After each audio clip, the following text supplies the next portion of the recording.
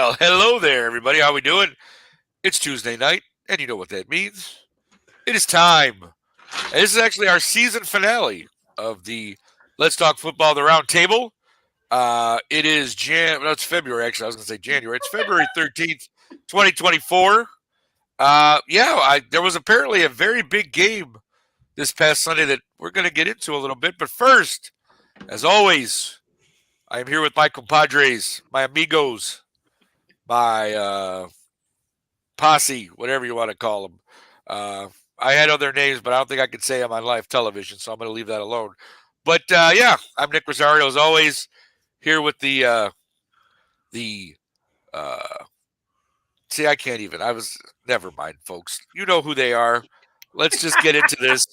Super Bowl was Sunday. I know. It's so tongue-tied. I don't know why. Like I said, I had four thoughts in my head. I'm like, I can't say any one of them, so never mind. But it's Tuesday. We're here. We're live, as always. Thank you for tuning in, for all of you guys who will be tuning in and commenting. But, of course, let's get into it. I'm Nick Rosario. Handy, how are you doing today, sir? How you feeling on this Tuesday? What's good, nephew? I can't call it. I might spell it. What's going on with you, baby boy? I don't know. It was a great weekend. I'm not even going to get into the whole game because we're going to talk about that ad infinitum through the show. Lots of good stuff, bad stuff. But the weekend overall was good. My Fitbit actually told me that I slept for 2 hours on Saturday that I don't remember. So I lost 2 hours on Saturday out of somewhere. Nice. Yeah, and then we, so good weekend, good start to the week. Feeling pretty good. Got a compliment on my shoulders from one of the muscle heads in the gym, so I must be doing something. Oh, look at the shoulders. Yeah, that's nice. He's like, bro, you been doing shoulders? I'm like, yeah. He's like, hey.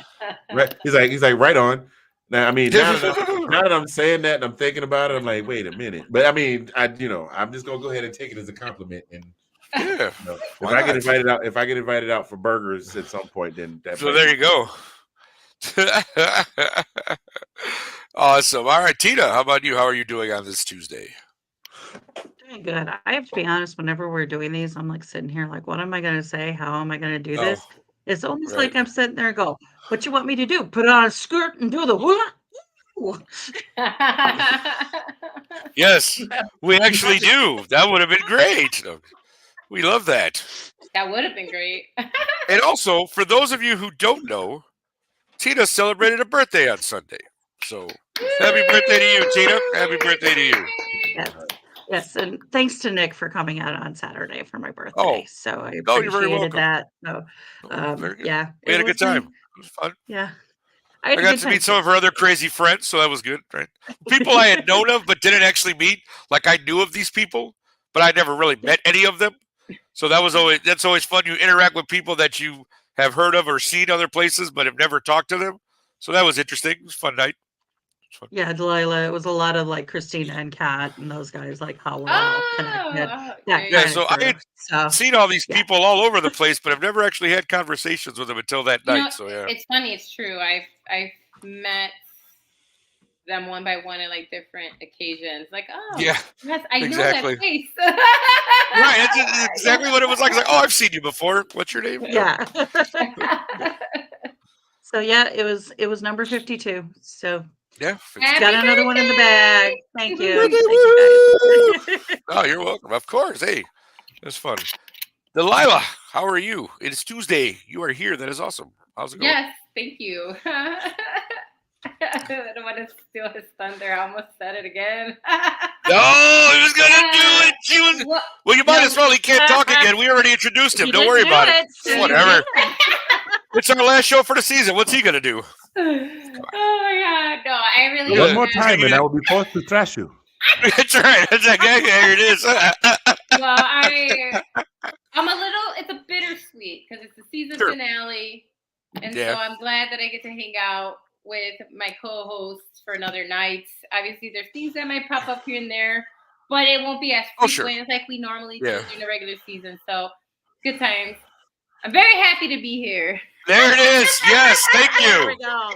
We have got I've given. I just wanted to see how long Candy was going to go without saying anything, but I've given up on that I gave up a long time ago because the line did it, and then Tina did it one night, and I was like, I don't own the copyright. Well, we don't do that's all you. Yeah, I can't do the voice. I can't do Shay. I can't do the other ones you do. So there you go. See, Candy, it's okay, buddy. We still love you. Imitation is the sincerest form of flattery. You know, you've heard that, right? So there you go. That's all. That's all. I've heard that somewhere. Yeah, I've heard that. Yeah, somewhere. You know what I'm saying? You telling me that you guys are going to keep doing the thing even though you can't do the voices? Is that what you're telling? Is that what you're telling me? That's what we doing now. I'm working on that one. That one is a work in progress. All right, sure. No, we got you. You're on the right track. How about that? You're in the right direction there. I got the lip thing down. You get your damn hands off me. Oh man. Okay. Well, on that note, and again, we're gonna do. See, hold on. Let Tina see. Do you see? This is how this goes. This is great. We haven't even started yet. Everybody's in a good mood. They're laughing. They're joking. They're doing the thing. Well, guys, as you know, like I said, obviously the Super Bowl was this Sunday. So, of course, we all have a few things we'd like to say about it, of course. So let's just get right into it. Everybody knows by now that the Chiefs, in overtime, another overtime, there haven't been that many in NFL history, but we had one this year, 25-22 in overtime. He does it again, Tina. Kermit riveted down the field on that last drive, and that was it. And Tom and Jerry was called, and they scored the touchdown, and there it is. 25-22, back-to-back for the Chiefs.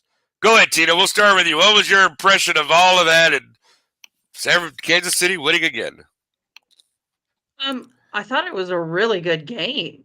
I mean, they were evenly matched. They both made mistakes, and one team was able to capitalize on the latest mistake.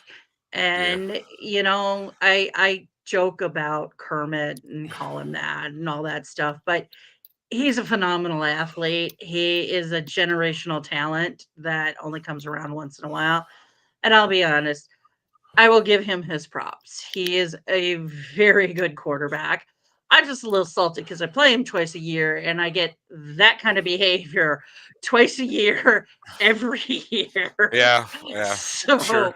But he's good. He's really good. So we'll discuss MVP later, but I thought it was a great game. And I honestly thought that the Niners played a really good game. I thought there was a few things I had some problems with, like Shanahan was like relying on the pass too much and but they had a hard time with the run defense. So I wish the Niners had won, but I think the better team won in that game. So don't come at me, any of the Chiefs fans. I'm not a hater. I just like making jokes about him being Kermit and ribbiting all over the field. Okay, that's it. Ribbiting all over the field. No, I get it. That's my impressions of the game. All right, Delilah, how about you? What you got? Yeah, it was a fun game to watch. It actually was. You know, I like that it was back and forth for a while there, and it went the way I thought it was. I've been saying that on the show for weeks. I said you cannot let the Kansas City Chiefs into the playoffs at all. You don't want, you don't want them in the Super Bowl. You better make sure they're not seeded. That's honestly it, because they've proven it. Last year, I remember, it was the same thing. People were like, "Oh, they weren't playing as good," and people were saying the same thing. Like they actually went in as, I know they're defending champions, but people were like, "Oh no, they're not as good. They're not going to go anywhere," and they won another Super Bowl. So they just know how to win Super Bowls. I don't know. He only lost to the original, to the former GOAT. Just gonna put that out there. Yeah, that's who he lost to. So and he did. That is his loss. Kermit is 3-1 in the Super Bowls. Who? I mean, can you imagine? 3-1. It's 3-1. 3-1. That's his record. Well, so far. We could No, he's in very good company. Obviously, so like you is. you cannot take anything away from Patrick Mahomes the second, as it were. Andy, how about you? Any impressions? Anything you want to say about Sunday's victory? Chiefs over the 49ers?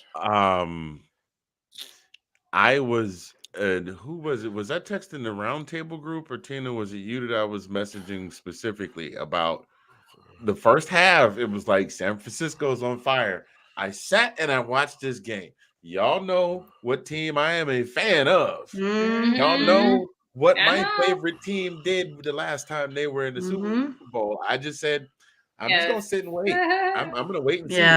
As a matter of fact, wasn't the coach of the San Francisco 49ers a coach on the staff of the Atlanta Falcons the last time the Atlanta Falcons went to the Super Bowl? He wasn't the head coach. But still, he was. I said he was a coach on staff. Right, he was a coach on staff. Right, he was a coach. He was a coach on staff. He might not have been the head coach, but he was a coach on the staff. And what happened then? And what happened here? The same damn thing. I said this. The game is never over. I have learned a long time ago. Do not celebrate at halftime because you're kicking them in the teeth. And I guarantee you, the 49ers went in the locker room yelling and cussing and we kick it out. Yeah, boy, we got this thing. I can't wait to hold it on body. I'm gonna tongue kiss it. All that crazy stuff, man. Hey, look, Tom Brady threw it across the river. I'm gonna slam dunk it in the NBA All-Star. Yeah. Slow your roll. But they only went in 10-6 at that point. Yeah, so I was gonna say they didn't exactly. They weren't killing them at halftime. Yeah, they weren't, like now if they were celebrating like that, they were not idiots, killing them at halftime. They were not killing them at halftime. You are correct. No, but here's the thing: the defense, even though the score was not indicative, San Francisco's defense was very much in control of that game. Yes, the fact that you held Patrick Mahomes, the baby goat, as it were, to 2 field goals in a half of football. Now, I know 2 sacks by Bosa. Right. Yeah. And he was getting sacked. You rarely see a lot of things you see happen to Patrick Mahomes. One of them you don't see a lot is him getting sacked. And so I hate to say that I knew it was coming, but I knew it was coming. And I sat back and I watched it and I said, yep, there go the fumble right there. Oh, yep, there go the bad pass right there. Just the comedy of errors. Yeah. And so I'm not mad at San Francisco. I'm not mad at San Francisco for it. I just was kind of hoping to see them win. Not because I don't like the Chiefs. It's just I've gotten to the point that we know from experience when one team wins all the doggone time, people start hating on them. And I just kind of wanted somebody else to win so that just switch it up a little bit. I wouldn't be mad if the Chiefs won a couple more Super Bowls in the next 10 years or so, as long as they was all spread out and some other teams got in and won. That's all. But overall, I thought it was a good game. We'll talk about some other facets of the game later, but I thought it was a good game. It did keep my attention. And when the Chiefs started revving up, I said, "Oh, there you go." Well, Mahomes is exactly like Brady. You don't give him time on the clock. You give him time on the clock, he's going to come back and get you. He's good. He's really, really good. So that was the thing about the overtime. That's one of the things when I went, oh crap, I almost said it. Sorry. It's going to overtime. I'm like, both teams get the ball. Right. So I was sitting there talking to the people I was watching the game with, and I'm like, you realize that with this field goal, that they're only up 3. So now you're giving Mahomes an opportunity with 7.5 minutes left in the overtime to drive the ball down the field and win the game. And sure enough, what happened? That is exactly what happened. And that's the thing with the overtime rule, that the change, because normally 10 years ago, that's it. They kicked a field goal, game over. You win. But the rule was changed. I don't know exactly when the rule was changed, so maybe we could find that out. But my point is, the first year it was put into that it was actually used. So I think it's like 2 or 3 years. since But that I mean, rule it's was been a put couple in. at least. But I mean, it's just like you said, with being the overtime, it's like, well, it's not you score first and you win anymore. So the fact that when I saw that, I went, oh man, the fact that San Fran couldn't score the touchdown to win the game was like, I don't know about this. Here come the Chiefs. They said that rule changed because we were complaining how it's not competitive. What do you mean? And so that's what we have. Okay, that was probably one of the most competitive Super Bowls in a while. No, I personally. mean I know, but I know what you're saying, right? First wins. That's what I meant. Right. No, I know. That's why the rule was changed. In the wake of the Chiefs Bills AFC Championship. Yep. Well, that's right. Because Tina and I were talking about that. I don't know if we were messaging, like you said, separately or on the Roundtable group, but we were talking about that, about how the fact of some people would say, well, the first half was really boring. I'm like, no, that was a great half of football. It was only 10-6, but the back and forth and the way that things were going, it was a good first half of football, and it just so happened they scored a lot more in the second half, but that was a real good game. I thought from start to finish, I mean, because, sometimes in a Super Bowl, you kind of doze off if one team's really, you're just like, this is starting to wait a little bit.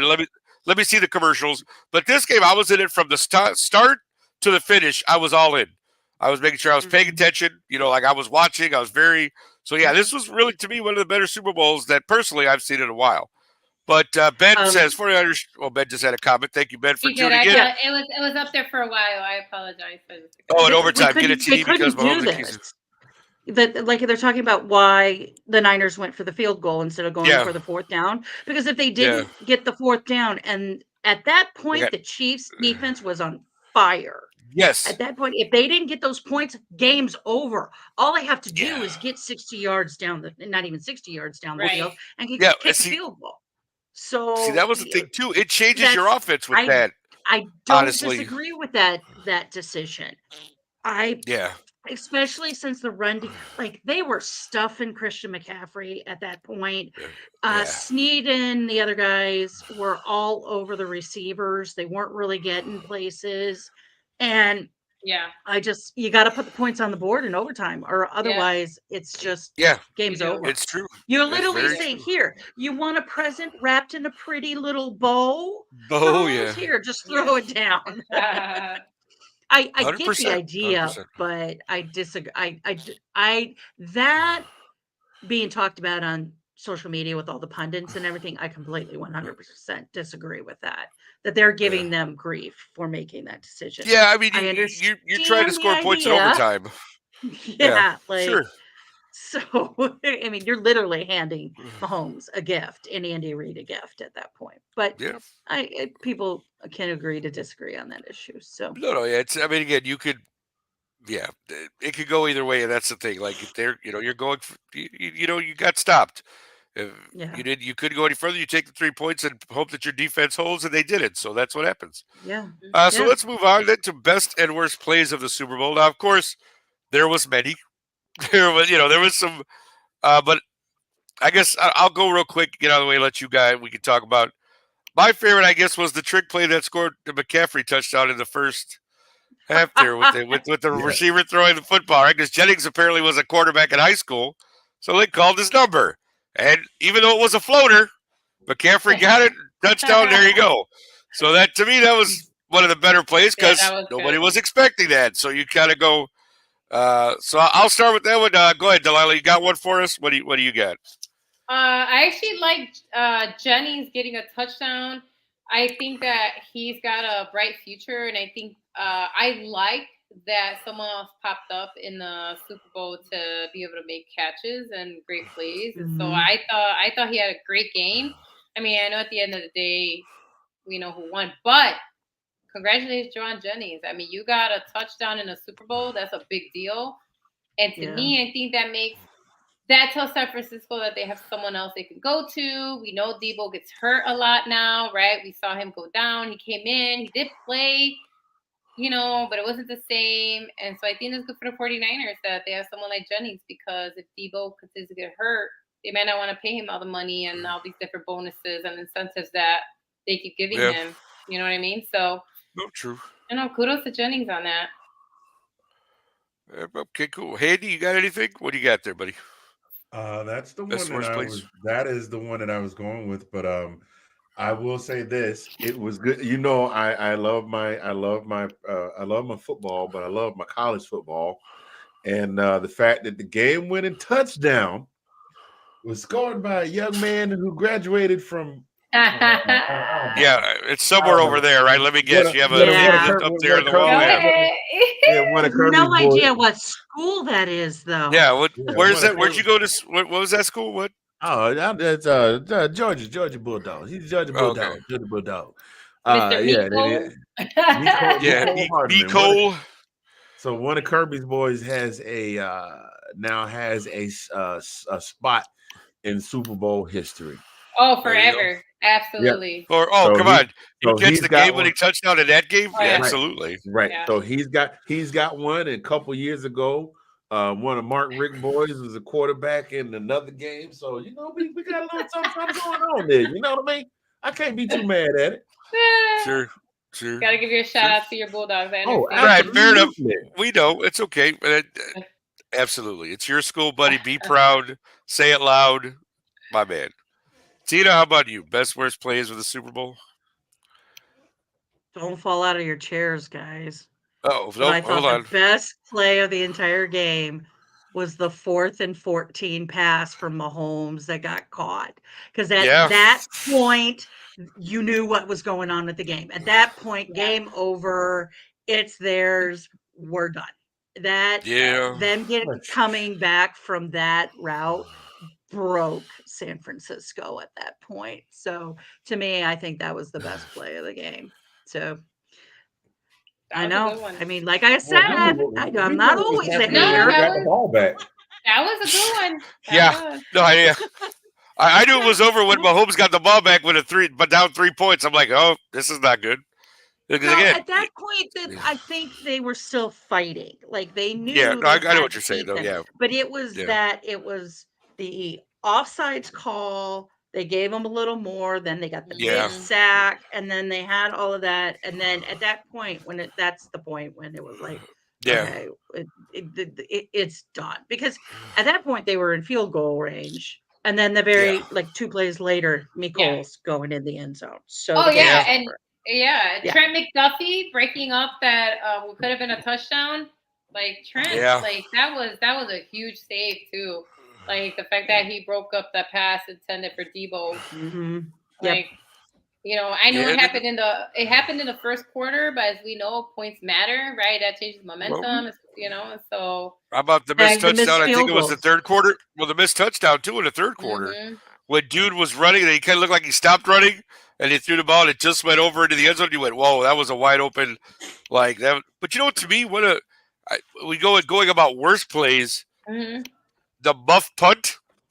I mean, like that gave Kansas City that great field position, like because it almost seemed like it was weird. Like it's one thing you muff the punt. Okay, that's happened thousands of times.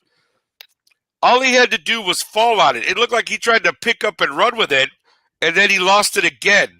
It's like and I get it. In the heat of the moment, it's easy for me to sit at home and go, dude, you should have just fell on it. Yeah. But that really, obviously that play is huge. Yeah.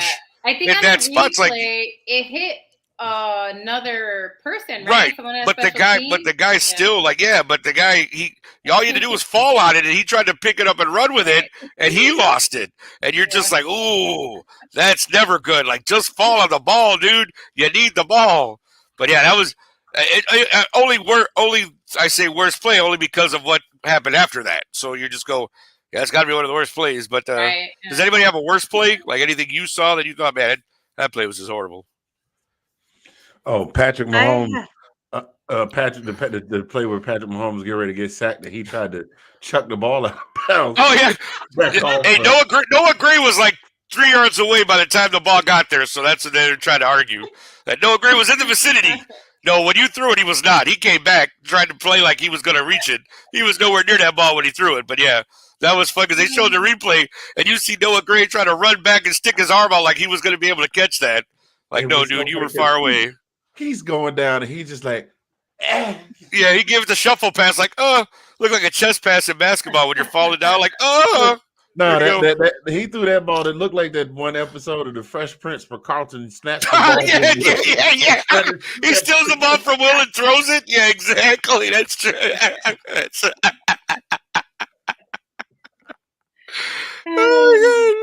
That's a great episode, actually. I love that one. Yeah. I mean, honestly, I don't think there were there horrible plays. You're saying? I feel like there were more errors, and each team were making really dumb penalty mistakes. No, penalties were bad in this game for a while. That's really what it was, honestly, to me. I mean, we're all the penalties on both sides there. Like, what are you doing? Especially from the veterans.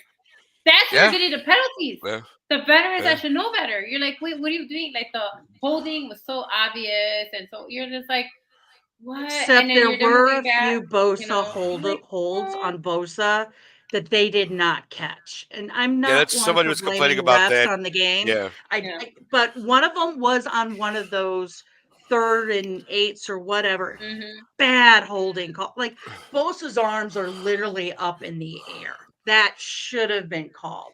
But I agree. You guys? It was stupid penalties. But the other thing that was driving me nuts is, and I know why this got done, is you know how there was that thing with the Chiefs where they had their offensive guy that was offline and they got called for it, created a big, huge brouhaha. So they were calling that all the time.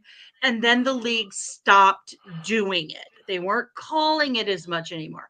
All of a sudden, it shows back up in the game, and 49ers got called for it twice. Because if they hadn't gotten called for that after the game, if that had been affected, the Chiefs would have been just losing their crap about that. Being like, you called us for it later, blah, blah, blah. Like, I'm not blaming refs. I actually think it was a pretty clean called game. Yeah. Except for the couple of Bosa holds that were missed. Yeah. Well, that happens in every game.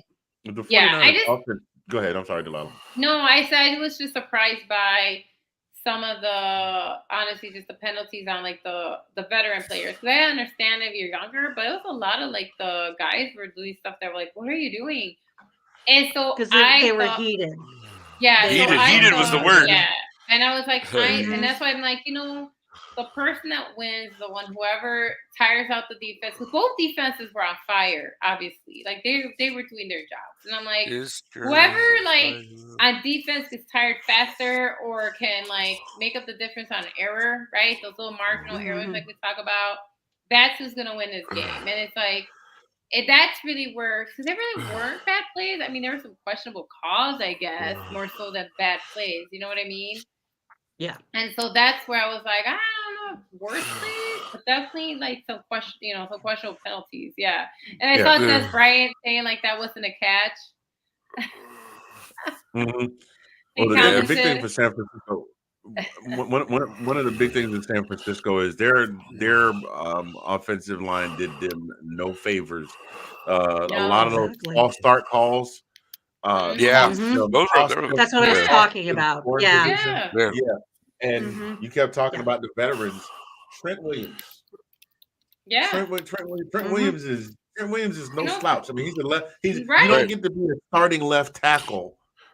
Yeah, you don't get to be a starting left tackle in the league and not know your stuff. And he got called for, I think, 2 or 3 of them, and that was a big. I think that played a big part in, especially during the first half. The offense had the momentum going, and they would move downfield, and so definitely those false start calls on the offense.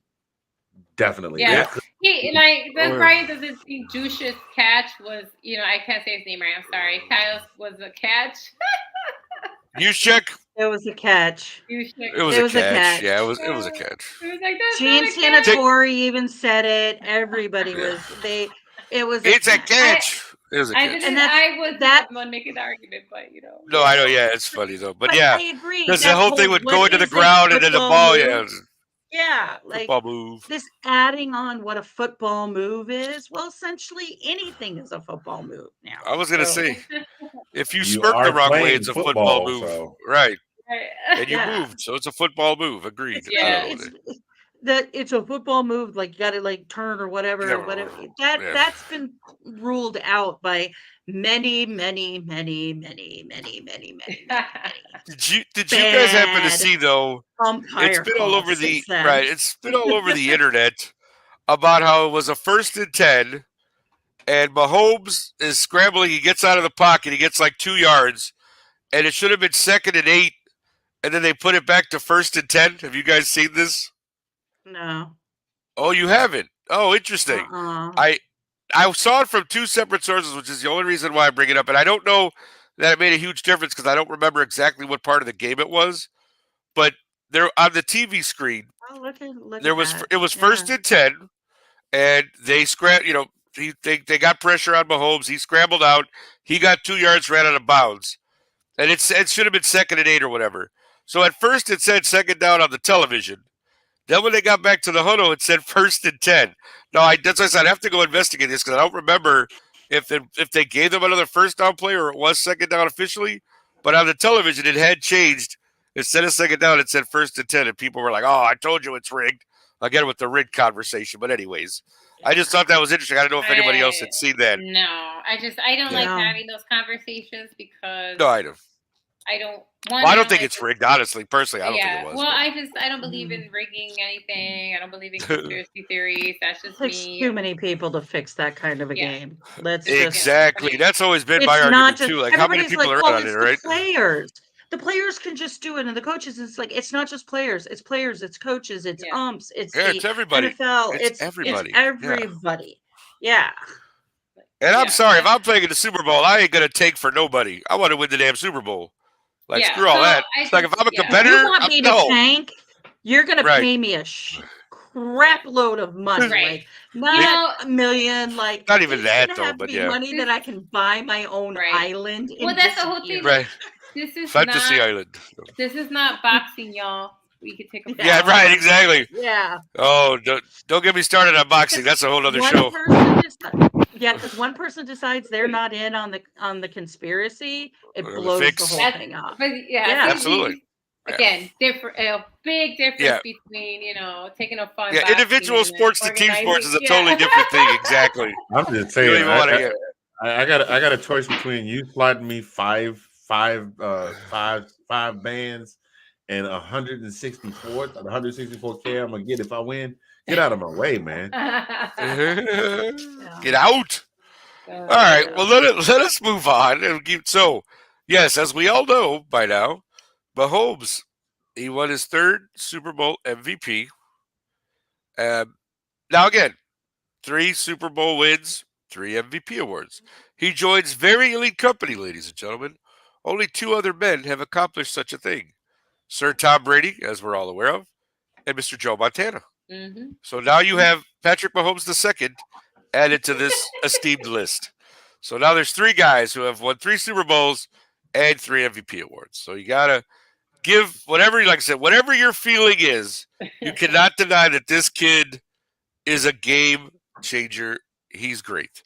Whatever you feel, whatever you're, again, if we could get Tina to give him his props, you know that this guy is something else. And I'm going to take it away. No. Well, and I'm going to let you do that because I'm going to go to you first because I know you have something to say. So I'm going to go ahead and give you the floor. It's yours. Not taking away anything that he did in that game because you're right. He did. He took the reins. He took the mistakes. He moved on. However, those mistakes that were generated on the Niners side was because of the defense. The defense won that overtime. He threw it. He threw a touchdown, et cetera, et cetera. So in my mind, I think someone on the defense should have been MVP. Make it Snead, who was shutting down Ayuk and the safety, or even Chris Jones, who was acting as a spy. Chris Jones broke the back of that offensive line. He was there. But the person I think who really should be the MVP of the game, but won't, is Spagnuolo. Spagnuolo had that team ready to play, ready to go. He made the adjustments that needed to be made. I know he won't get MVP. I know I'm preaching against into the wind in my face because no one's going to listen because everybody votes for the quarterback because in their mind, that's who wins the game. They're the ones that are scoring the touchdowns, etc. But I'm tired of the easy MVP pick. Stop.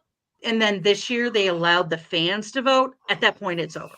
You're putting fans in, they're going to vote for Mahomes every time. That's just the way it is. I just wish they would use a little more creativity to when they're choosing who the MVP candidates are. Because he did not do well in that first half. Nope. He was not playing well. Mm-mm. So even through an interception. Right. So if you did the voting in the first half, he would have lost. So he gets MVP because he throws the winning touchdown in the end. Yeah. Mm-hmm. And that's why I say it's the easy choice.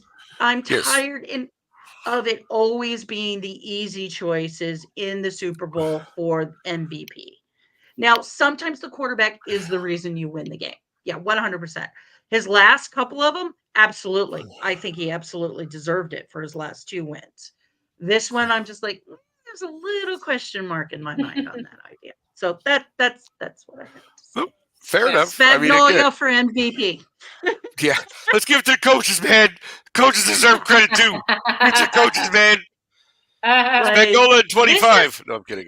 This is the reason why maybe we wait for all of these NFL awards that they gave out the week before. Maybe we wait until after the Super Bowl. Because if you waited until after the Super Bowl, Steve Spagnuolo and Andy Reid would be in the conversation for Coach of the Year. Yeah, I see your point. I can see that. But, and to your point about awards, the second part of our little thing here is the question, should there be other Super Bowl awards besides MVP? Delilah, what do you think? Yeah, because I get what Tina's saying, but like I was saying in our group chats, because we're always connected, y'all, even when we're not on the show. I said, listen, the 6 times that the Chicago Bulls in the 90s went to the finals, Michael Jordan won MVP each time. He's a 6-time finals MVP. And I say that because I love him. But did he deserve MVP every single game? No. Every single time? No. Because Steve Kerr, people forget, right? Hit that game-winning shot. You know what I'm saying? Like, so it's just Robert Horry. Right. Or so that's what I'm saying. Like, I see the art. Scotty. Dennis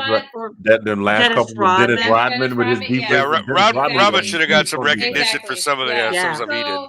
You know, Scottie Pippen should have gotten MVP a bunch of times. Dennis Rodman for sure when he was on the, the latter years, the second three-peat. That man had a game and I know it wasn't in the MVP, but he literally all he did was rebounds. No points. He had like 30 rebounds in that game. Yeah, he had like 30 rebounds in that game. I remember that. It was even the finals. So that's what I'm saying. So I understand what Tina's saying. It's just it's really hard not to give the leader of the pack, right, MVP. Yeah, 100%. And so I feel maybe there should be other awards, and I know it sounds like what people are saying, like participation trophies. But maybe there should be a defensive MVP. You know what I mean? Like that's what I'm trying to say. I'm not saying everybody gets something. 100%. But I think maybe someone should get something for defensive player of that game. And it could have gone to Chris Jones or who was the best coach of the game of the team that won the Super Bowl. Maybe it's not Andy Reid. Maybe it is the coach, like the defensive coordinator. That's what I mean. I don't mean like give me awards. I'm saying something like that. Like something that's earned. Yeah, who gets defensive player of the Super Bowl? Just like we do during the regular season, right? We have the defensive player of the year. Well, this could be defensive player of the Super Bowl, right? Like it could have gone to Chris Jones. I thought he had a monster game, and he really whipped up his whole defense when they were making mistakes. Like, what are you doing? Like, you know what I mean? Like you could see him in the sidelines having conversations of like, you're making mistakes, you know what I'm saying? So I think that maybe that could be an adjustment because, as we keep saying, if the sport keeps growing, and we keep doing all these other things where we're making adjustments or making new rules, then maybe there should be other awards like coach of the Super Bowl, you know what I'm saying, or defensive player of the Super Bowl, besides just MVP. That's what I meant. But I don't mean like just give me awards. I mean like, they earned it and they should be recognized. Handy, you want to weigh in on this? I'm going to go the opposite direction. I say no. I can't get the word amalgamate out of my head. Tyler Hilton, welcome, sir. He says I'm a new subscriber. Yep. So Tyler, thank you for joining. Appreciate you. Appreciate you joining. Thank you. I'm going to take a little piece of what Tina said. I think they need to get more creative with the MVPs because after a while you're going to get to a point where it just turns into another NFL award show. Because now you got the MVP, then you got the offensive MVP, the defensive MVP, the rookie Super Bowl MVP, defense, offense, special teams. Like after a while, it's going to get watered down. You know what I mean? And I'm not saying that the awards that are given out at the award show are watered down, but it's the Super Bowl. It's at that point where you got the rushing leader, the receiving leader, the tackles leader, the passing leader, all the awards. Just here's the MVP, and we had the people that ran the Nickelodeon show. We let SpongeBob. They're the real MVPs. Yeah, Dora the Explorer for MVP.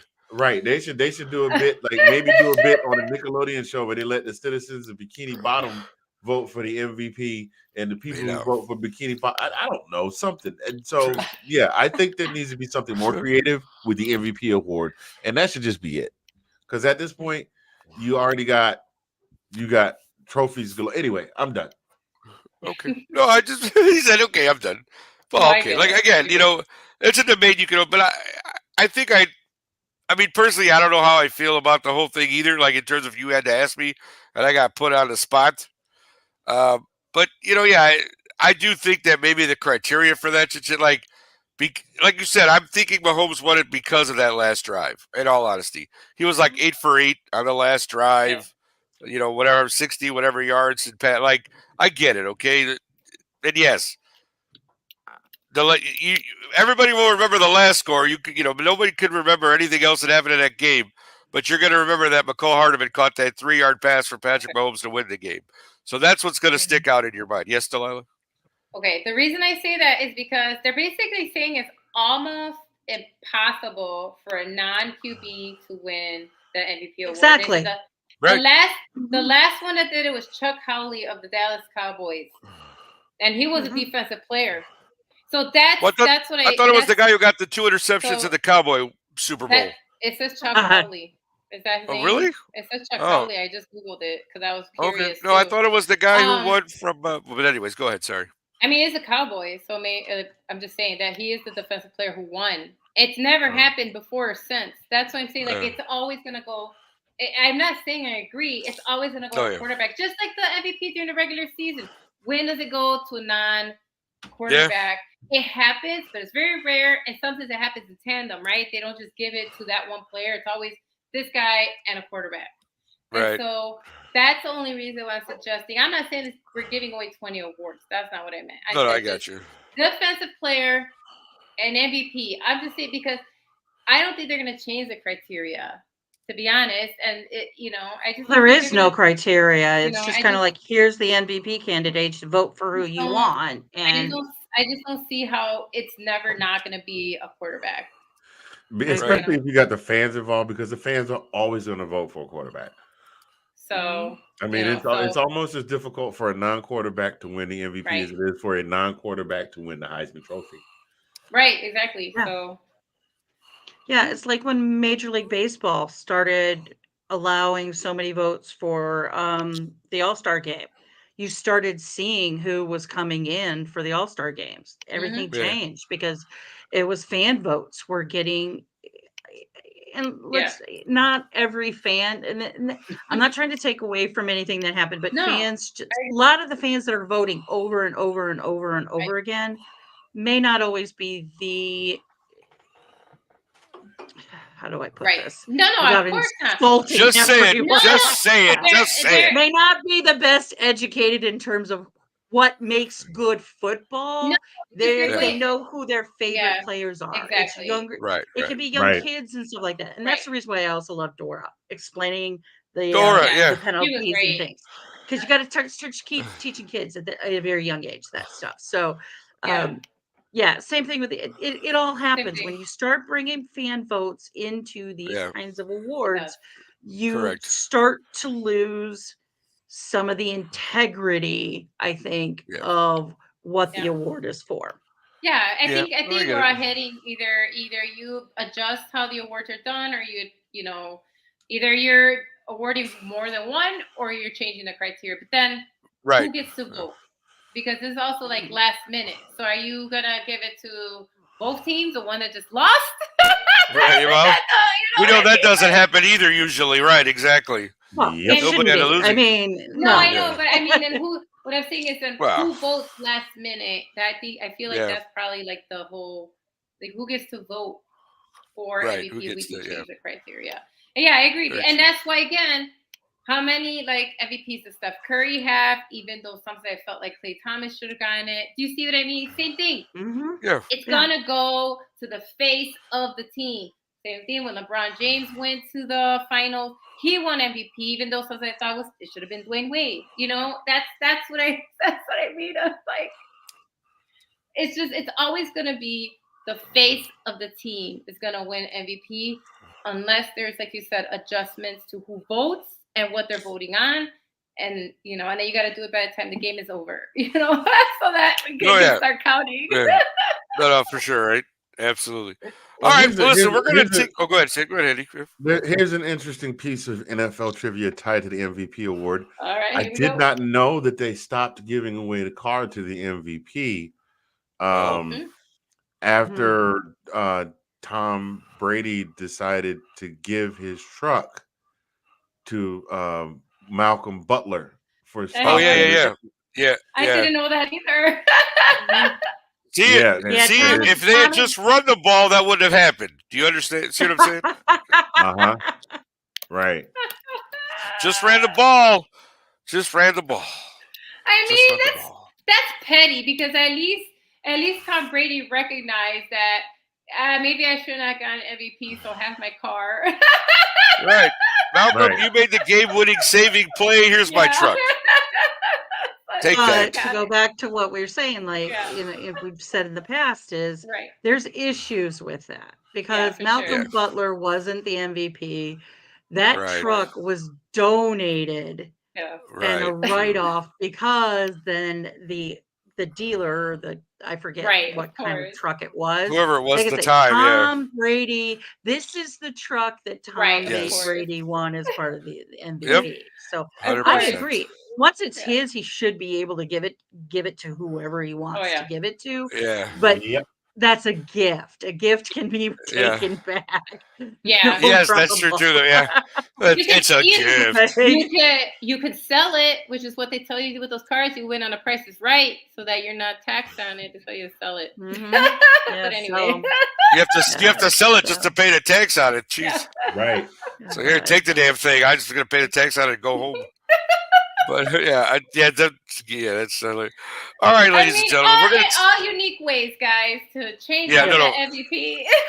Yeah, absolutely. There's plenty of ways. But we're gonna take a quick break. We'll be back in a minute or so, however long it takes, and we'll talk about some of the other facets of Super Bowl Sunday. Stay tuned. Here's a moment in Roundtable history. There we go. All right, Tina, we'll go to you next. Offensive Rookie of the Year. Put some coconut shells on me, give me a little dance, do a little hula with Pumbaa and Timon. Got you handy. Puka. Oh my God.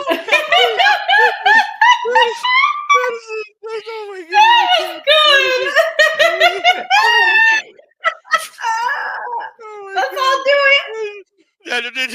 What are we doing? If I had thought about it, I should have learned the song. All I gotta do is the old. What, Timon? It's the best. Woo, okay then. Oh man. Oh goodness! I'm crying at my own joke. Right, no, it's great. That was phenomenal. All right.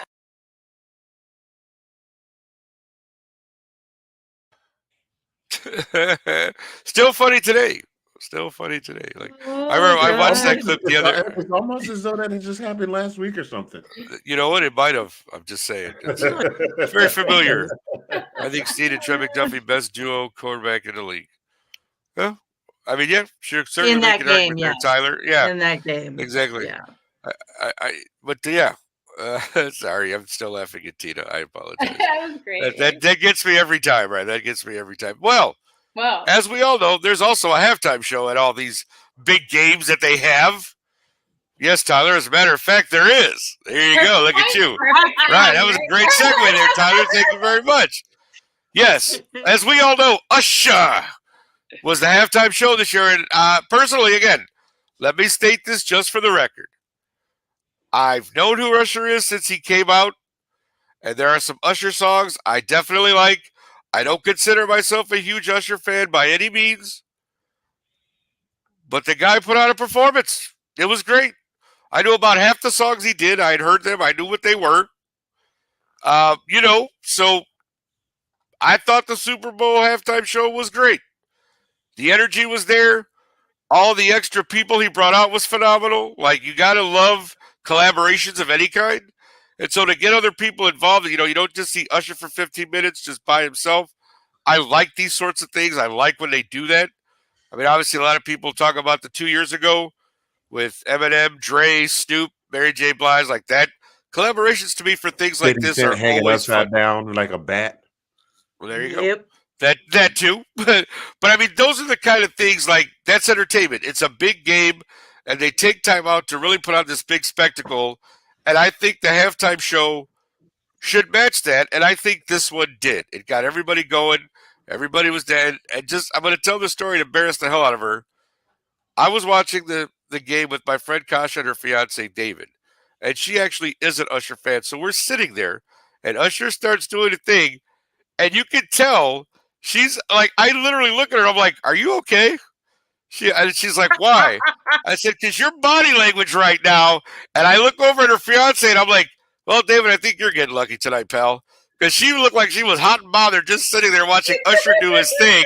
So I'm cracking up in the corner, like, with the chair I'm in. And I'm just like, that's hilarious. But that's the kind of effect that sort of thing can have on you. So, guys, I'll go to you now. I'm done with my talk. Delilah, how about you? What did you think of Usher's halftime show? How do you rate it? I think it's up there for me. I thought he brought, like, exactly what we expect, explosiveness. So, like, these are my Super Bowl performances. Michael Jackson, Prince, and that's pretty close right there, because those were, for me, two of the best Super Bowl halftime shows ever. Is between MJ and Prince. They were phenomenal. Yeah. I don't care what people say. And then, of course, I really did love the throwback show to, like, Eminem, 50 Cent. Like, that was great. Everybody liked that. I think this was better. And I know people are like, oh, but the reason I think it was better is because I love the dancing. I thought he brought the theatrics, which is what we want. When you bring out the guests and stuff like that. And, like, I love Luda. I mean, Luda was great. I mean, he popped out with a fro and looking like an anime character. I thought that was fantastic, which worked with the song. Because that thing was making fun of it. Right. Jermaine Dupri will forever make me laugh because of the Super What was he wearing? What was that outfit? That man was wearing his Easter speech on Sunday outfit. I am the Easter Bunny, and I just came to say happy Easter. Like a Puritan walked out. Jermaine Dupri. I just gotta say this to you. I don't know if you're gonna see this. Pimpin', let me talk to you for a minute. You produced one of the biggest hip hop hits of 1992 in Jump. You brought out Lil Bow Wow. You gave us 112. You gave us 112. You gave us 211. You gave us 121. You said 121. You gave us all these bands, and you got all this money. And on the biggest stage in America on a Sunday night, you came out on the football stage on television in front of the whole world and all them black people that was watching you at home. dressed up like Ruby Bridges, getting ready to go to school that day. They integrated school. You had on Ruby Bridges socks, boy. You need to be shot. Listen, I couldn't believe it. I also thought, and I'm thank you to the internet, because I thought that was CeeLo Green too, and I was like, I didn't know he had a song with Usher. CeeLo Green. But I was the only one. I was the only But see, if people were paying attention, if you were paying attention, you wouldn't know what it was in CeeLo, because CeeLo has Tyrannosaurus Rex arms. The microphone would have been like here. He would have been singing, because CeeLo ain't got no arms. He's like, right? He's like, I see you driving right town with the girl I love. And his hands are all like, F you. Never oh mind. my God. Anyways, but no, I thought it was great to have Will I Am. I thought Alicia Keys looked stunning. We won't talk about how Alicia Keys looked, because that was like, I think I had got hot and bothered when I saw her come out. I was like, whoa. She looked stunning. Yeah, she looked in great. That red dazzled bodysuit thing. Yep. And I told y'all he was to grab someone's wife. He is known for that. He's not gonna grab a player's wife. They're in the Super Bowl. They're not trying to mess with their brains, right? While they're playing the big game. Ain't nobody gonna let him do that. So I knew there had to be someone. So as soon as I saw Alicia, I was like, oh, I know, because she's married to Swiss Beats. It was kind of funny because he was also in a really, full circle. Well, Swiss Beats is probably looking for Usher right now too after that squeeze. But yeah, I knew he was gonna do so. I was like, as soon as I saw her, I was like, oh, that's who he's gonna hook up on, because that's what he's known. He's known for doing that. Yeah. He brings men. He picks purposely. He sees if he'll look at couples and he will pull that woman upstage. And he said on Shay Shay show, he don't care. Like, he don't care. He says, keep doing it. I don't know. Listen, I'm gonna tell you something, Usher. I've been following you since my third year. My third year in the league. I mean, I remember when you was 13 talking about Call Me Your Mac, and I thought you was doing some big things. But I'm gonna tell you right now, the one thing you ain't gonna do, you ain't gonna pull that bull jive on Uncle Shay Shay. I'm gonna bring somebody with me. Me and you gonna have to have it. I'm saying. Shay Shay would follow him up on stage. Oh, yeah, exactly. Shay Shay'd probably be up there with him. Right. Tito, what about you? Sorry, go ahead. Anyway, I'm just saying that I thought it was fantastic. I thought he took the full 15 minutes, by the way, because they give you between 12 and 15. And so they gave him 15. They told him he could have 15. Yeah. So kudos. Tito, everybody's pretty much. I thought it was a really good show. I'm not as huge a fan as you guys are. However, the one thing I wanted to see was that. Wasn't the first song. I was so happy that it was going to be the ender. I was like that if he doesn't do anything other than that. Yeah. But listening to it was one of those that I was like, oh, I know that song. I know that song. Yeah, I know that song. So it was just I don't know the songs by heart like you guys do. I do half of them. So I was like, I've heard when he was 16 and taking his shirt off. So. No, I mean, I get that. Yeah, no, because when he started, I was in high school, so I was like following Usher for like my whole teenage, phenomenal dancer, phenomenal entertainer. He had that place rocking. I loved it. I also like that he. Yeah, I also like the fact that he had the Delilah. I'm sure love this too, and Handy the HCBU. Yes. The marching band and the steppers behind him. Like, it was a great show. No, that's not the Human Jukebox. That's Southern University. But Jackson State still. Yeah. That's one of the premier HBCU that marching band in the country. Yeah. They kicked butt. Yeah.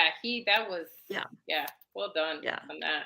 So and honestly, it was kind of funny amongst my friends. The ones that I thought would like it didn't, and they weren't in that demographic that we're talking about.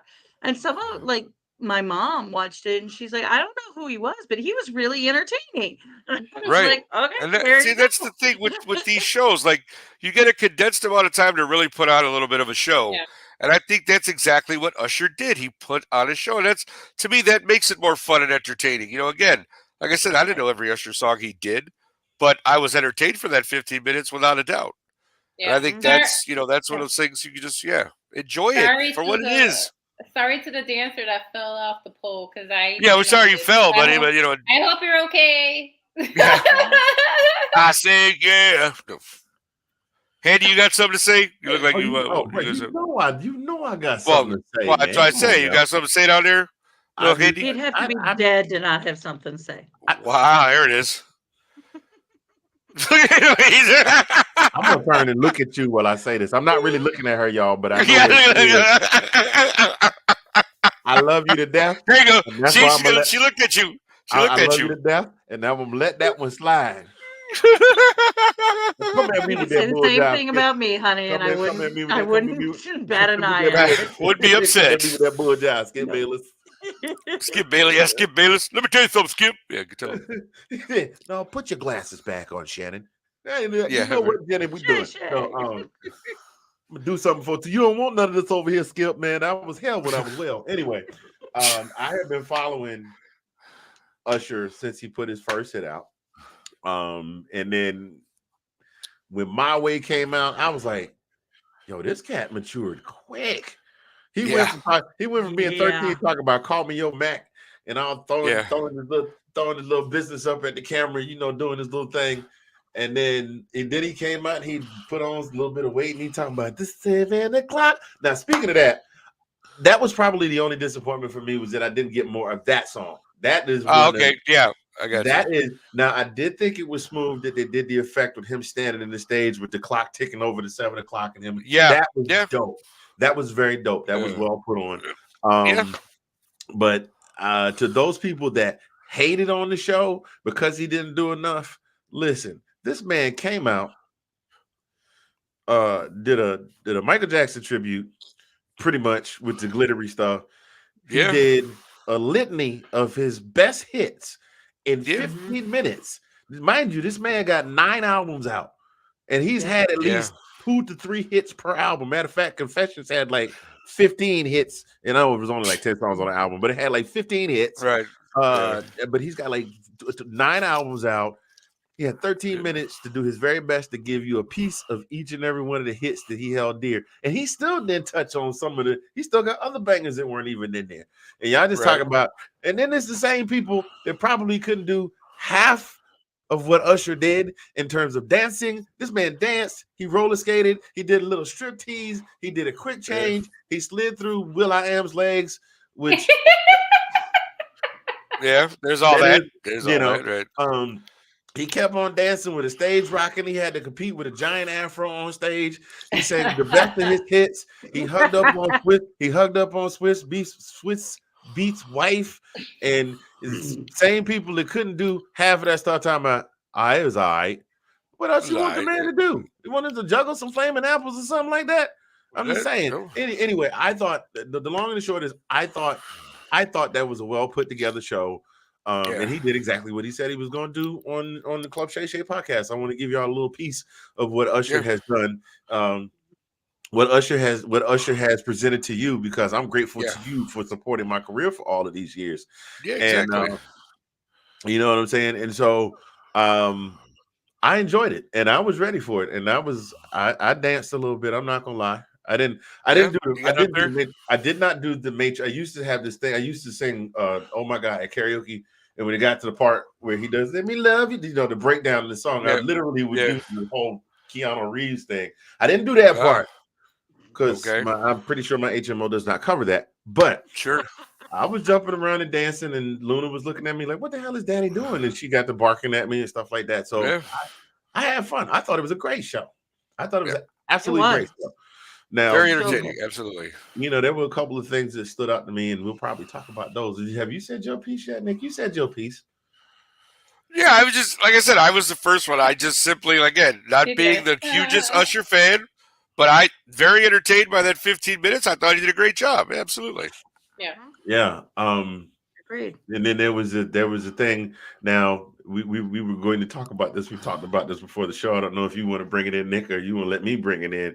Go ahead, man. You're on a roll, baby. Keep it going.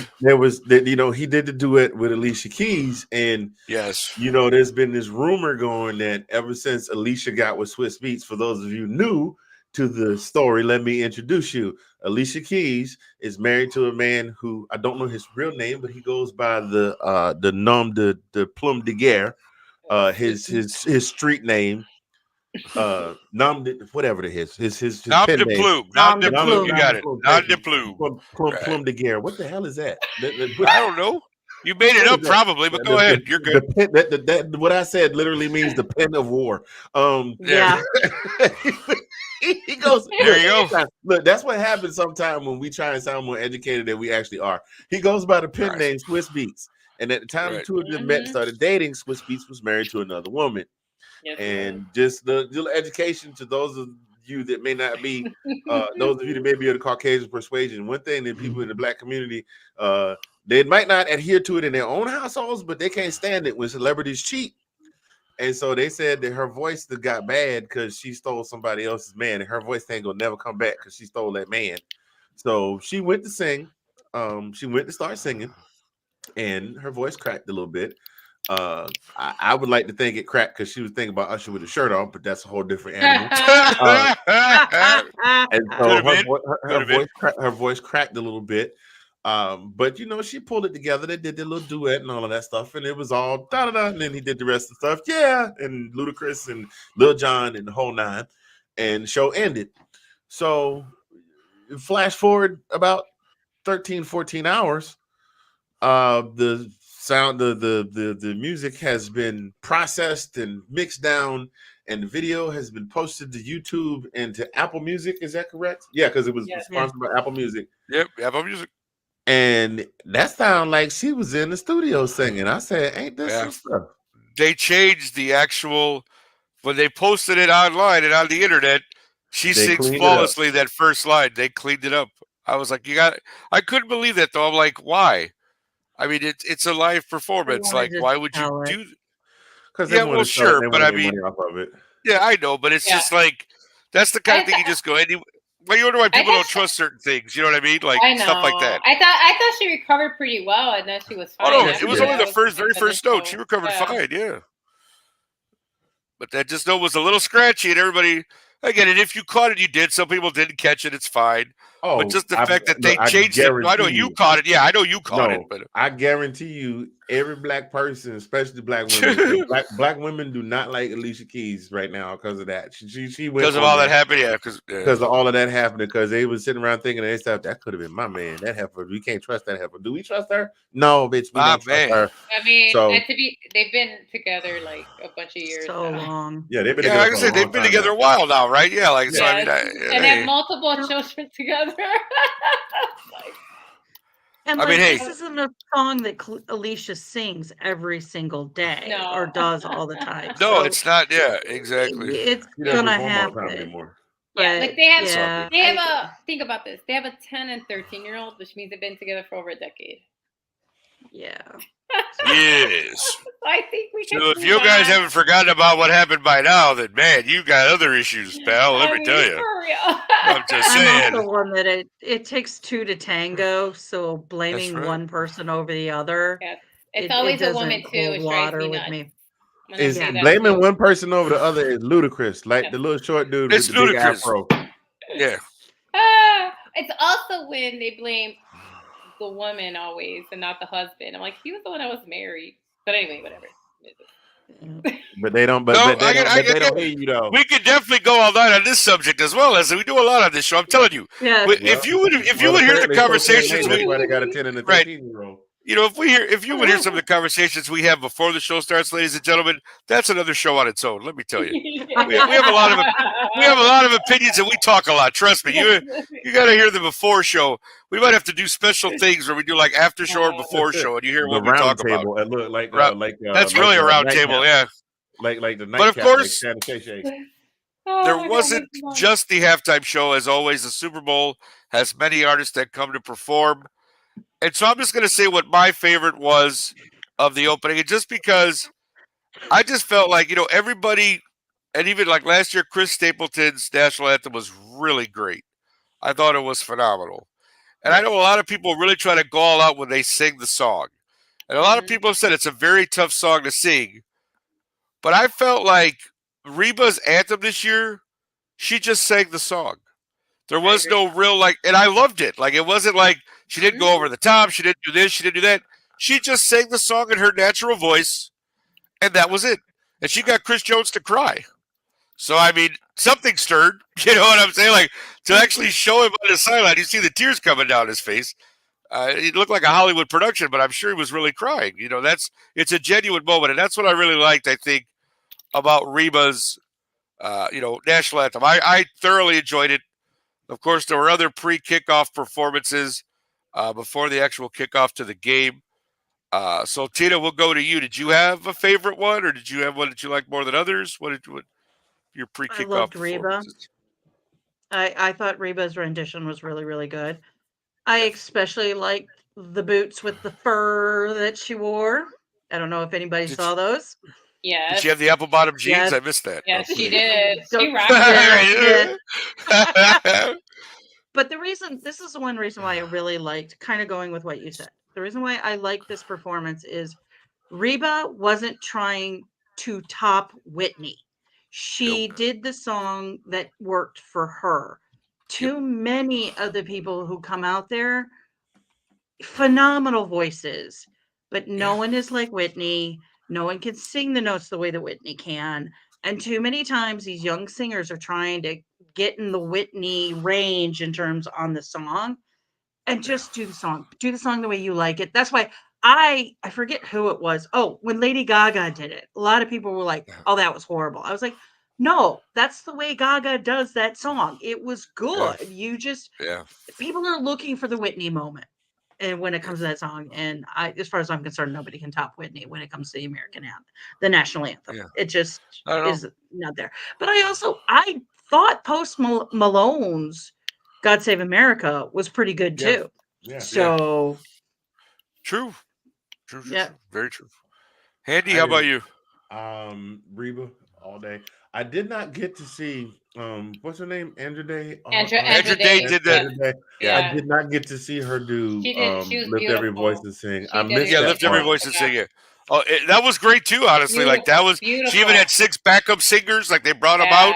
And they still had the Hall of Fame players standing behind them while she did the song. So like that was a really cool moment. Yeah, it was really good too. Yeah, I missed that because I was still stuck over on NFL Network watching the other part of the game that we'll talk about later, the best commercials. Yeah, absolutely. But, I mean, Post Malone. I thought Post Malone looked great. I see that he's taken off some weight. Reba, he looked really. Reba still looks phenomenal. And she did exactly what Reba does. She didn't have to. Reba has never been a. She doesn't riff. She doesn't run. She's not she's not a powerhouse like belting out songs like Carrie Underwood. She just does her songs. Right. I think Fancy's about the hardest that I've ever heard Reba belt. I love that song. And so and that's what Reba does. And she did it with class and grace, and she looked good doing it. Yeah, 100%. I've always been a Reba fan, so yeah, for me it was great. I thought it was awesome. Delilah, how about you? No, I thought Andrew Day did phenomenal. If people don't know who Andrew Day is, she's most known for Rise Up, which is, if you don't go listen to it, that song makes you cry. It's inspirational, and that's what she was known for, is for the song Rise Up.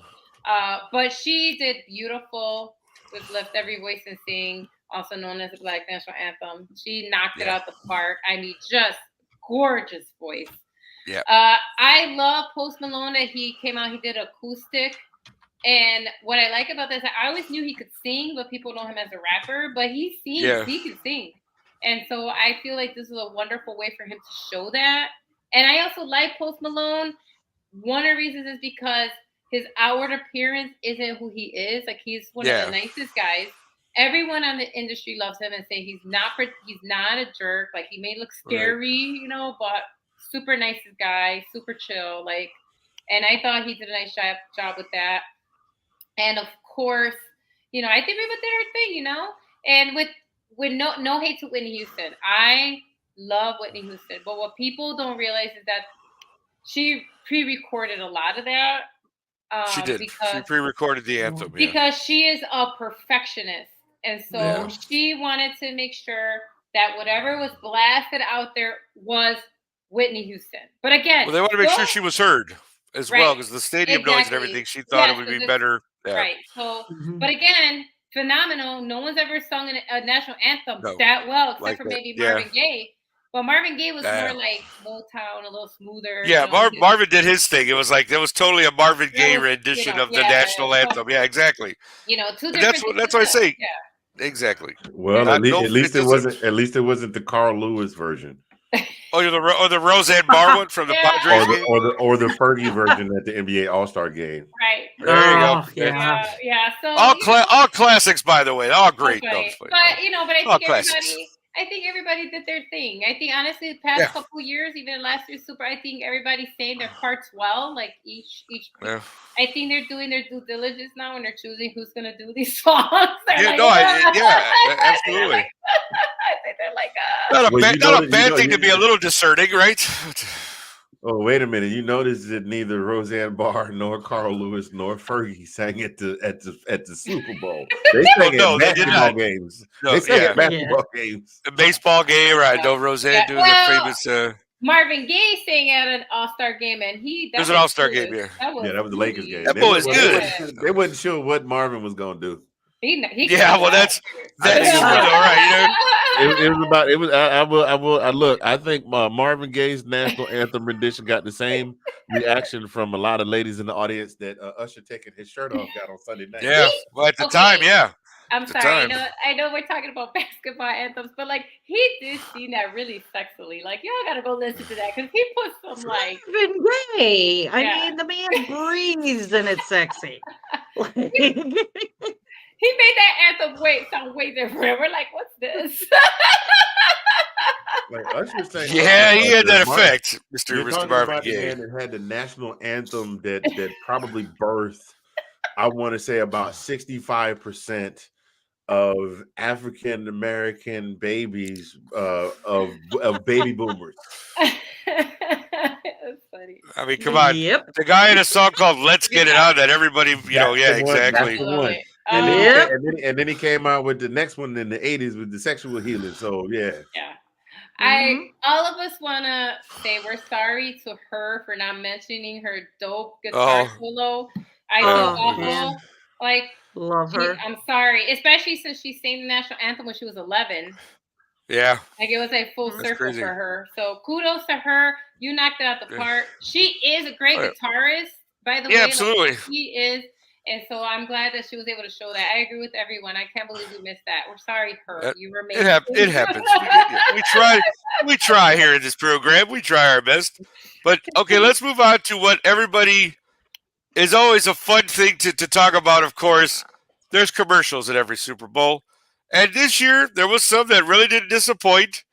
And so I'll get mine out of the way. My favorite had to be the Dunkings. Obviously, we all know about Ben Affleck and his little boy band coming in with Matt Damon on one side and Tom Brady on the keys over there.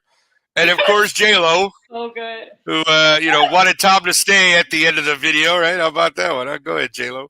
No, but yes, personally, that was my favorite. Like, I know these guys are going to get into theirs. Some other ones I really liked. Obviously, the Danny DeVito and Arnold Schwarzenegger All-State one was a fun one. Like, you had to love that. Yeah, do it now. Get out of the house. Like, yeah, exactly. And for me personally, just the sentimental, but like, I don't know how if you have no heart, if you didn't think that dog at the end of the Clydesdale commercial kissing the Clydesdale, like if that didn't get you, you don't have a soul, man. I'm just saying, like that's one of those moments where you just sit there and like, I got a little weepy, I think, in my left eye because I was like, that's just so cute. And I love the Clydesdales, I always have. So to see them really back in a commercial, and then the dog, and for those of you who don't know, that dog belonged to Kurt Russell and Goldie Hawn. It was their dog that was used for the commercial. So there you go, a little bit of trivia for you. But those are my three favorites. I'll let everybody else. Tina, we'll start with you. Go ahead, give us what did you like commercial-wise? Definitely the Dunkings. That one was good. I did like the other one you mentioned with State Farm. State Farm bringing the E-Trade baby back. Oh, yeah, that one cracked me up. And play pickleball. Yeah. And the end to the Uber Eats commercial where Usher goes, man, like I should be like in the Super Bowl or something. And the guy's like after he already sang it. Yes.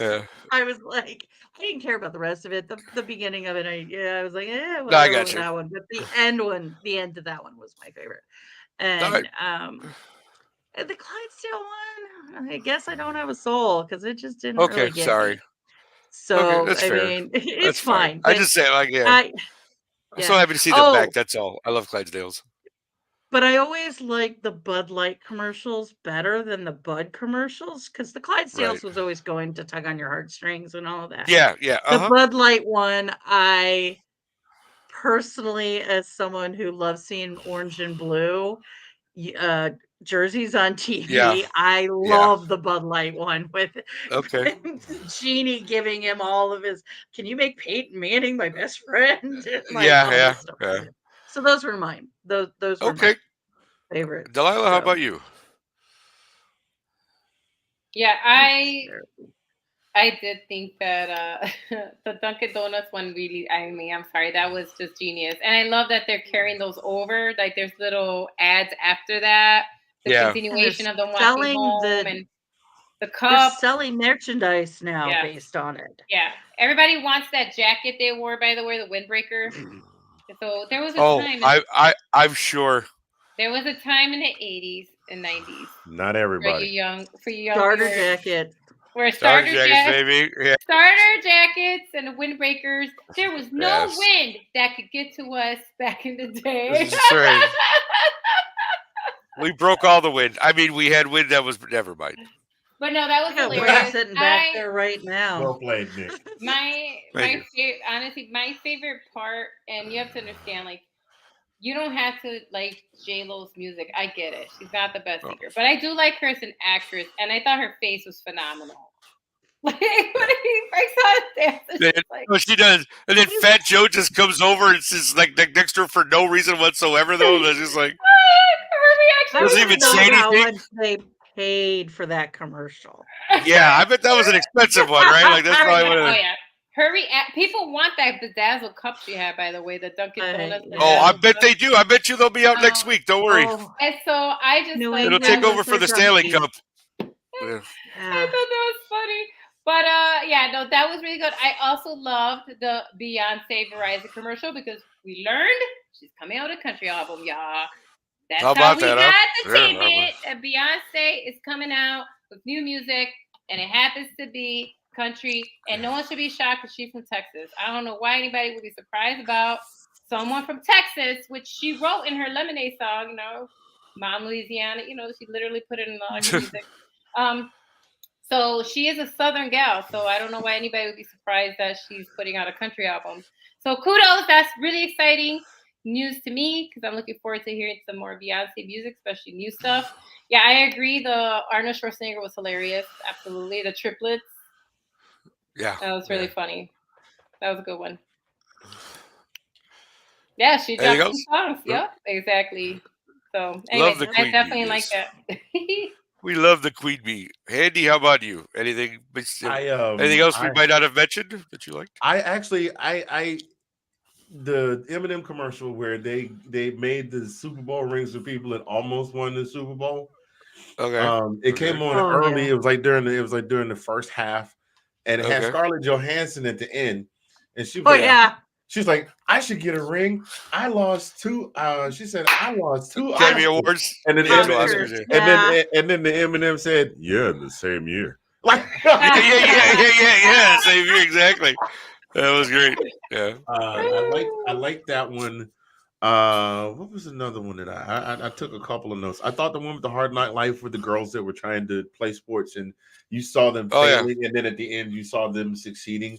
I like that one. That was one of my heartstrings. When Nick, I'm with Tina. I gotta disagree with you on the Budweiser one. I was glad to see the Clydesdales come back, but this one didn't have enough of a build up. The commercial was too short. I get what you. The one that Tina and I were discussing before the game was the one where the puppy got loose and he went on this journey across country. And the horse missed him, and then they broke out of the stables to save him from the wolf and brought him back home. That was I was sitting in a bar and I was like, "Are you crying?" No, Right, no, that was that's just good. got to me. Showed so NFL Network are showing the greatest commercials and everything.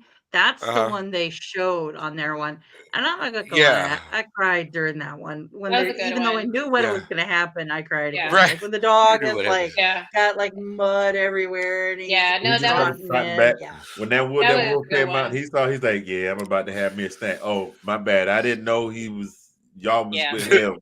Right, You yeah, good, hey, you exactly. good, little bro? Don't let me see you out here in these streets again by yourself. That's right. No. I And then agree. the other one, and That the other one, was a good one. with the other ones were not from this Super Bowl, but the one with the donkey. Yeah, it's a donkey. But the donkey goes in and he's like, "I don't know what I said, but I must have said something right." Right, yeah. And then the That's one where the so Dalmatian trains the one Clydesdale that doesn't make the team for the next year. Yeah. So Yes, those yes. they give you a There was more premise. to them. I get you. Yeah, there was a premise, then there was a build up to the story, and then there was a climax. This one was just, hey, the wagon is lost in the snow. Go find them, Lassie. And then Lassie just brings them back. Like all of a sudden, they just show up. Like they were like 80, 100 miles from the Yeah, I bar, get you. and they got there in 30 seconds. So that one didn't have enough. It was a great premise that it just built. I still love the commercial. It just didn't move me like the other No, one it's did. fine. And then, That's fine. It's all good. Michael Sarah.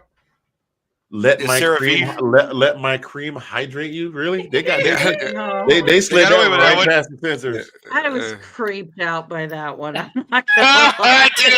Creeped out. Oh, and then what was the one that had Christopher Walken, the one where everybody was doing the Christopher? Oh, they start mimicking. Oh him? yeah, they were doing the accent. The Walken impersonations. It's great to see you picking up your car, Mr. Walken. Yeah. And Usher You know was what? in that One that hasn't been mentioned. I wondered, did you guys? I know Tina reacted to it only because it was Jason Momoa, but the T-Mobile commercial where he's singing and dancing with Zach Braff and Donald Faison. Yeah. T-Mobile. That one was kind of a dud until they got to that part of it. To the singing part of it at the end, yeah. And then Zach Braff in them and him doing the flash dance moment. Yeah, like that was awesome when he spilled the water on him at the end. You're just like, no, there were some good ones. Like it's for me every year it's like there's some that hit really well and some that just missed terribly. And I think that was kind of the same way it was this year. You know what I mean? I'm still waiting for them to bring the Doritos back, though. Doritos used to make some. They had the best, they have some good ones. But I don't know what's going on with Temu and how they could afford so many commercials. But all right. Yeah, Temu had like what 3? I think 3 during the broadcast, 3 or 4. I'm gonna tell you how, because they came up with the perfect service model. You can get whatever you want. You want a VCR, you want a car. You can buy it for $30 and buy it for $30. Pay in 4 installments every 2 weeks, and we'll ship it to your door in a month. You can look on there and be like, right. I mean, you'll get it eventually. Right. A whole car? Yeah, it's only $35.99. Temu, I shop it like a millionaire. Yes. Look, half my wardrobe in my closet is from Temu. People be like, that's a nice outfit. Be like, thanks. The whole thing cost me $30. Shirt, shoes. I'll be honest. Shop. I've ordered twice and have had no issues. So yeah, they're fine by me. I don't, I mean, you're not expecting like Neiman Marcus quality, but it's fine. Especially with the clothes. Especially with the clothes. I'm more a Shein person than Temu when it comes to clothes. But Shein, however it goes. But they've made enough money. Temu has made enough money off of Americans in the last year that they could afford. Yeah, they dropped those ads last football season. Yeah. The price is on my mind, cha-ching, and then all of a sudden, exactly. I'm not gonna lie. And for a while there, it was like every couple of weeks, me and the wife had one of them little orange plastic bags on our front doorstep. Yeah, my orders, because I hadn't ordered anything, but I ordered a bunch of organizational stuff from them to organize crap in my house, and it came in a box. I was like, wait, not a box. Where's my orange bag? Right, I want an orange bag. But I think they thought because I had a lot of little pieces in there, like if they shipped it in the bag, it would break before it even got to me. So Temu, I was like, seriously, really, another one? The only thing, my only critique is this happens every year, is the best ones are in the second half of the show. I wish they it would seems like it, pull right? those Yeah. out and like make them more uniform, because like the first half, I felt like I didn't really have to pay a lot of attention unless something popped up that I liked. But Right, I got you. Yeah. I Well, do Fair wish enough. the Mountain Fair Dew enough. and Doritos would come back, though. Yes. The Yeah, Mountain there's Dew Dorito commercials are always Miller Lite amazing. used to have. Well, you got to go a Oh, little yeah. further back. You got to go a little further back for the Miller Lite commercial, but they used to have some but killer those were ones good too. too. Those used to be But good too. Yeah. it used to Less be filling, tastes great. right. Well, Yeah. at one point, they had the Super Bowl. I think the bulk of the good ones would be in the first half, and maybe in the third quarter, and then by the fourth quarter, you were just getting the dregs. That's when you saw the whatever that was, the GoDaddy ad with Joan Rivers in the tight Yeah. outfit. And the GoDaddy ads and the E-Trade baby ads that they the ones that didn't quite make the cut, but they paid for them, so they ran them. Yeah. But I love that E-Trade baby. Them taking the idea of him sitting in the chair and then they're having them play pickleball. Pickleball, yeah, that was pretty funny. Oh God, I forgot about that. You remember the pickleball one with the E-Trade baby, right? Yeah, no, I saw it. I missed a whole bunch of them because I was cooking too. But like the ones that I saw. Yeah. Awesome. All right. Well, I believe we have come to the end of the road. Still I can't let go. It's so natural. We all do the show. Never mind. Okay. Anywho. But yes, guys, as our season draws to a close, again, we'll be back. But yeah, football has officially ended, so we do take a little bit of a break.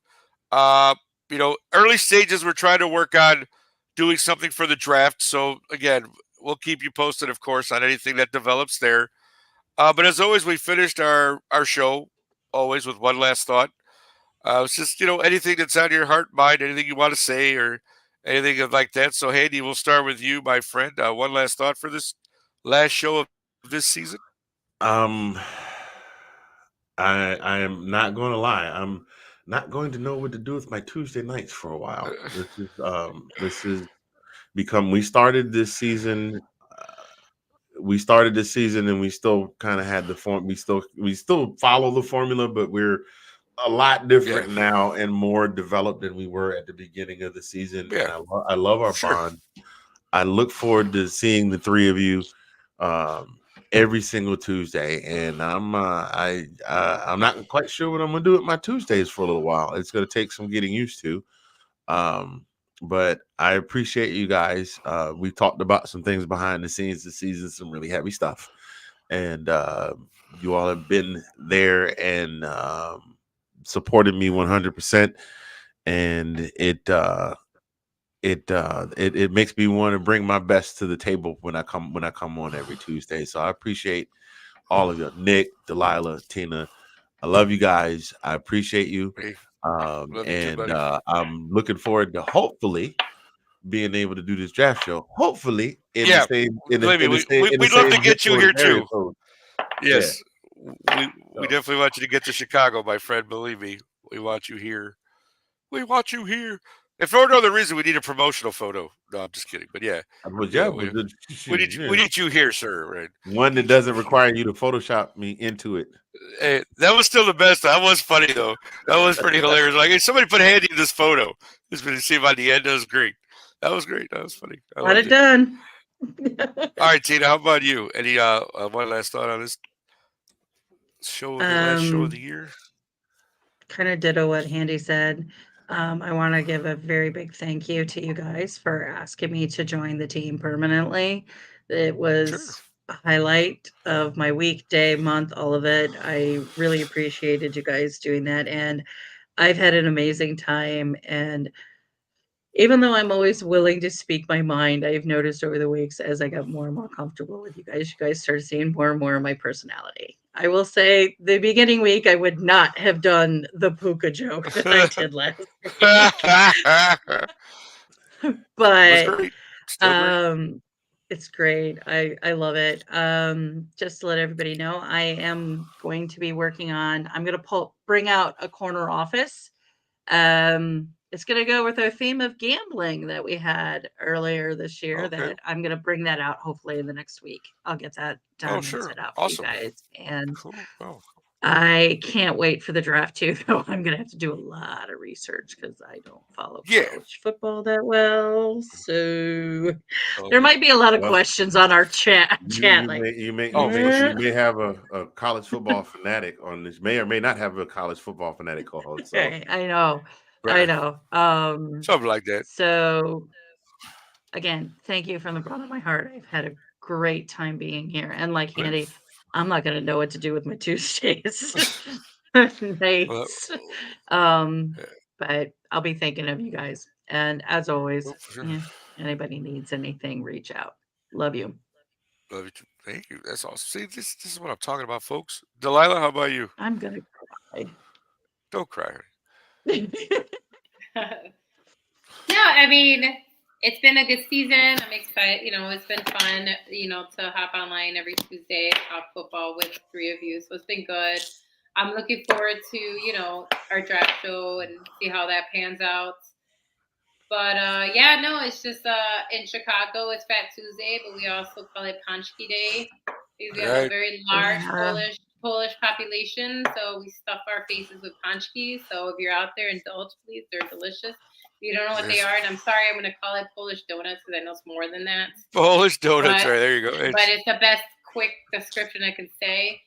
And it comes from a Polish Catholic tradition. So absolutely. But anyway, funny. I typed in Polish donut and it took me right to it. There you go. See, exactly. Like I said, see. So can't go wrong. So it's Fat Tuesday. If you're out there, please be safe. Have a good time. Tomorrow is Valentine's Day and also Ash Wednesday. I don't know if they cancel each other out. We'll see. I don't know how that's gonna work. Because you indulge in one and you're supposed to abstain and do Lent in the other. Well, so see. I don't know. So we'll see. Well, no, but I just want to say I hope everybody just has a nice next few days, holidays, however you celebrate. Oh, that's awesome. I was gonna make a joke there, like, well, that could be your first day. Go get ashes, then go out and have a beer, whatever, just make it work. Like I said, combine the two, but make it work, whatever. It's all good. No, but in all seriousness, guys, right? It's been a hell of a year. Unfortunately, I did have to miss a few shows this year just with work and other things. But the show never missed a beat, and that's a great thing, and that's a testament to everyone. I mean, everybody's always willing to help, step up, do their thing. Like that's why doing this show is such a joy. It has nothing, at any time. And again, our group chats and anything said, we don't just talk about sports with each other. We've all talked about our personal lives, things that we've had going on or whatever. And that's why this year is especially, I think, been really, really great. Just because I think as a group we've grown closer. Like I think it's it's everything. Again, Handy and I have had private conversations about things. Delilah and I always see each other out here at times because we frequent the same bar a lot. And I've had a chance to hang out with Tina a few times now, and that's been great as well. So I mean, it's really a joy to do this show. I mean, I do look forward to Tuesdays just like everybody else. Like I think it's just when you can do something you like, which is talking sports and do it with people you actually like. I think that's even better. So really, I appreciate everyone. The three of you especially, thank you again. I know I've said this before, but thank you guys so much for, I guess, allowing me to be kind of the steerer of the ship, as it were. Again, I don't feel I'm any more than any of you. This is our show. We do this show together, and I'm very grateful for that. For all of you guys who have tuned in over the last 22 weeks, whatever it was that we've done shows, thank you especially because otherwise we'd just be four people talking to ourselves. So thank you all for tuning in, which believe me, we could do that because with this group, that's not a problem. But we do appreciate you guys listening. Thank you for tuning in, commenting, keeping us honest, giving us the business, all that good stuff. We appreciate all of it. Again, you will see us again. We're not disappearing, but just with the season being over, we take a little time, let everybody get their breath, do their thing. We all got stuff going on. We all work. We all do our thing. But again, we are definitely working on a draft show. I do want to see that through and make that happen. So look for that. Again, we'll have details in the coming months. But I guess for one last time for this season, for Anthony Handy, for Tino Winter, for Delilah Crespo, I'm Nick Rosario. Everybody have a great week. Enjoy Valentine's Day. Enjoy Ash Wednesday for all you good practicing Catholics and people out there of faith. Hey, do your thing. Not mad at you whatsoever. So have a great one. We'll see you guys real soon, okay? Thanks a lot.